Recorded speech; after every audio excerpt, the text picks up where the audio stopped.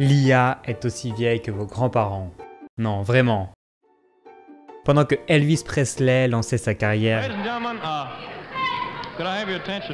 et que les modèles de voitures ressemblaient à ça, dans les années 1950, Alan Turing proposa son célèbre test de Turing pour évaluer l'intelligence des machines. Mais c'est bien en 1956, pendant la conférence de Dartmouth, qu'a été introduit pour la première fois le terme intelligence artificielle, notamment grâce à des pionniers comme John McCarthy et Marvin Minsky. D'ailleurs, 2 ans plus tard, John McCarthy crée le LISP, acronyme de Least Processing, qui est, retenez-le bien, l'information qui vous rendra intelligente au prochain repas de famille. Et aussi le premier langage de programmation pour la recherche sur l'IA qui est toujours utilisé à ce jour. Les années 1960 ont vu les premières applications concrètes comme le robot industriel Unimate, qui fut le premier robot industriel qui était utilisé dans les usines General Motors pour souder les pièces d'automobiles. Unimate, a machine that can reach out to 7 feet and perform a multitude of tasks in factory or laboratory as skillfully as a man but without getting tired. It could take over a lot of unpleasant jobs. It can operate unattended for 500 hours. Et oui, on est d'accord, on dirait juste un tank de World of Tanks. En 1966, il y a eu le programme ELISA, un essai de psychothérapeute artificiel qui utilisait le traitement du langage naturel pour simuler une conversation humaine. Mais on était encore loin des chatbots actuels. ELISA simulates the sort of conversation that you might have with a psychiatrist. If you start a sentence with I am, it might turn it around with how long have you been? But it doesn't really understand any of this conversation. Type in some nonsense and you'll see. Tell me more about... Oh, I get it. It hasn't the faintest idea what I'm talking about. Dans les années 1970, l'intérêt a rebondi avec des systèmes experts comme Mycin, le premier système expert médical qui aidait les médecins à diagnostiquer les infections bactériennes du sang et à recommander un traitement pour les patients qui en sont atteints.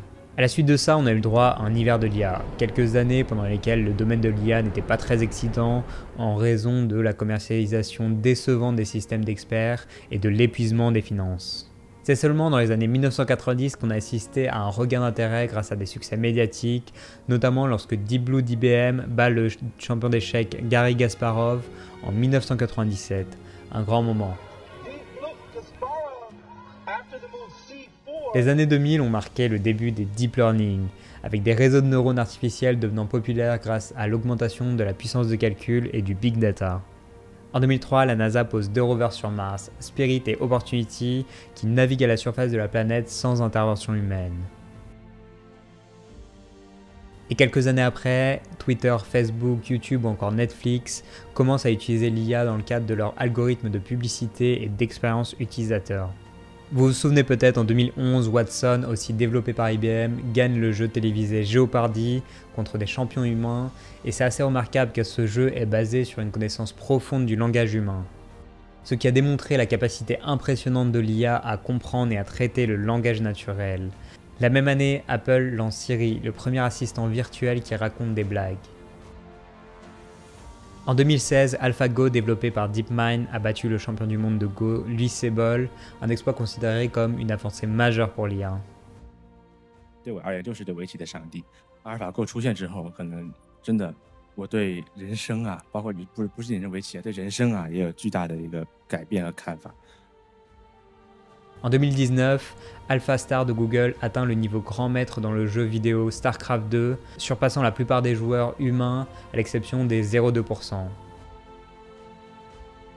Plus récemment, en 2020, OpenAI sort GPT-3. Bien qu'il ne soit pas les premiers du genre, il est le premier à créer des contenus presque impossibles à distinguer de ceux créés par des humains.